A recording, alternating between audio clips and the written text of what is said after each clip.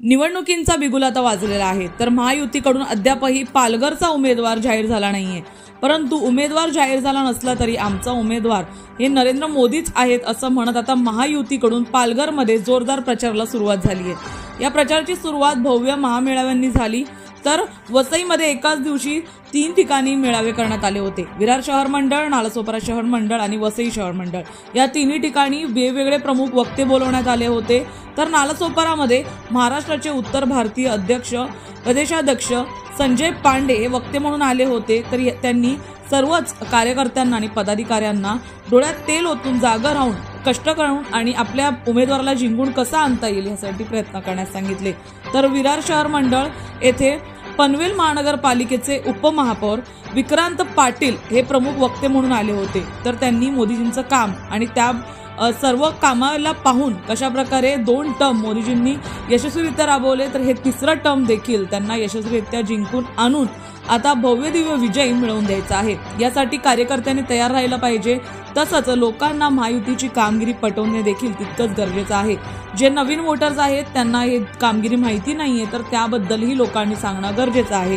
तर आगामी निवडणुकांमध्ये जे मागच्या वेळेस 25,000चा टप्पा होता तो आता 1 लाख पर्यंत जाईल, 75,000 पर्यंत जाईल, यासाठी प्रयत्न केले गेले पाहिजे। याचबरोबर पाहून घेऊया विक्रांत पाटील यांनी काय म्हटलेलं आहे। तसंच पालघरमध्ये एक भक्कम विरोधक असताना कशा प्रकारे भाजपची तयारी आहे, महायुतीची तयारी आहे, त्याबद्दल विचारणा केल्यानंतर त्यांचं काय म्हणणं आहे। याचबरोबर या संपूर्ण कार्यक्रमामध्ये खुद्द खासदार राजेंद्र गावित उपस्थित होते। त्याचबरोबर भारतीय जनता पार्टीचे निवडणूक प्रमुख राजन नाईक, जिल्हाध्यक्ष महेंद्र पाटील, पदाधिकारी मनोज बारोट, विश्वास सावंत, त्याचबरोबर शिवसेनेचे पदाधिकारी सुदेश चौधरी, नवीन दुबे, याचबरोबर आरपीआयचे ईश्वर धुळे तसेच इतर पक्षांचे पदाधिकारी देखील उपस्थित होते। जाणून घेऊया यावर प्रमुख वक्त्यांचं काय म्हणणं आहे। इथे एक भक्कम विरोधक जो आहे तो भाजपच्या विरोधात आहे, काय सांगाल?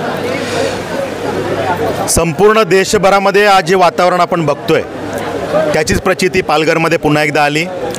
जनतेशी जेव्हा संवाद साधला तेव्हा एक गोष्ट खूप स्पष्टपणे जाणवली की मोदीजींमध्ये नो कॉम्प्रोमाइज।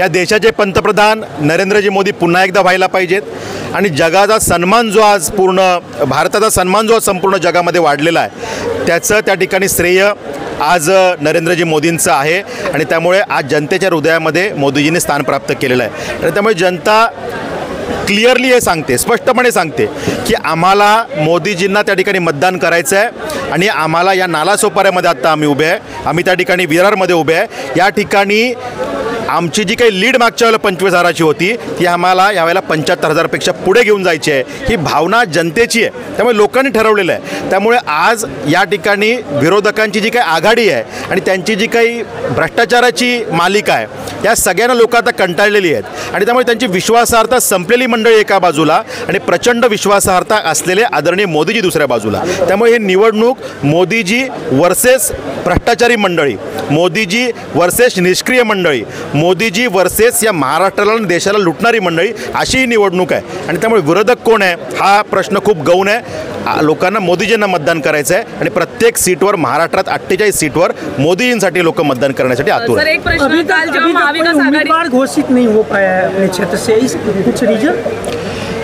निवडणुकी के इलेक्शन के जो स्टेप्स है उसके हिसाब से महायुति के पूरे कैंडिडेट्स डिक्लेयर हो रहे हैं। पहले 3 स्टेप थे, उसके कैंडिडेट इमीडिएट डिक्लेयर करने थे, वो हुए, काम में लग गए, प्रचार शुरू हो गया।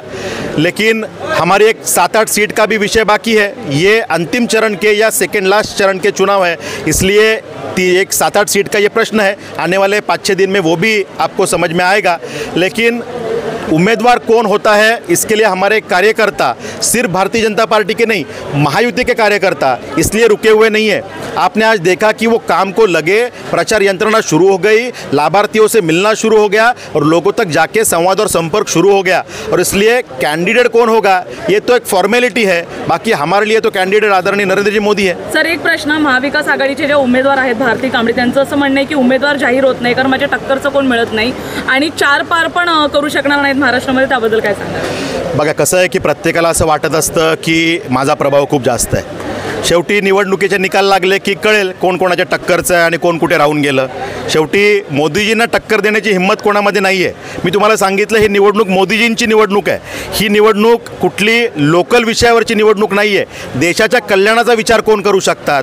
त्यावेळेला जेव्हा चेहरा समोर येतो राहुल गांधी की नरेंद्र मोदी, तर साहजिक प्रत्येकजण म्हणतो की नरेंद्र मोदी. आणि त्यामुळे काँग्रेसचीही लोकं आता मोदीजींना मतदान करायला लागलेली आहेत. ज्यांना थोडासा सेन्स आहे अशी विरोधी पक्षाची मंडळीसुद्धा म्हणतात की ठीक आहे, पक्ष वगैरे सगळं ठीक आहे, आमची परंपरा पिढी एखाद्या पक्षात गेली, पण देशाचं कल्याण कोण, तर नरेंद्र मोदी. ही भावना आहे आणि त्यामुळे रिझल्टमध्ये आपल्याला ते दिसेल.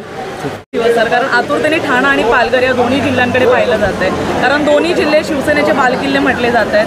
त्यामुळे कुठेतरी शिंदे साहेब हे दोन्ही जिल्हे सोडायला तयार नाहीत असं देखील म्हटलं जातं आहे. त्यावर काय सांगतात? नाही, असं आमची काय माहिती नाही मिळत, पण येत्या 1-2 दिवसामध्ये उमेदवारी जाहीर होईल एवढं आम्हाला कळते. पालघर जिल्हा आदिवासी जिल्हा आहे, तर त्यामध्ये कशाप्रकारे तयारी आहे आता महायुतीची? पालघर जिल्ह्यामध्ये तुम्हाला कल्पना आहे की शिंदे साहेबांचं या जिल्ह्यामध्ये प्रचंड असं काम आहे. त्याच्यामुळे काही तसं विशेष तयारी करण्याची गरज नाही आहे. आणि त्यामुळे इथे विद्यमान खासदार पण आमचेच होते आणि त्यांनी जी केलेली कामं आहेत, विकास कामं, त्या विकास कामांच्या याच्यावर आम्ही ही सीट काढू.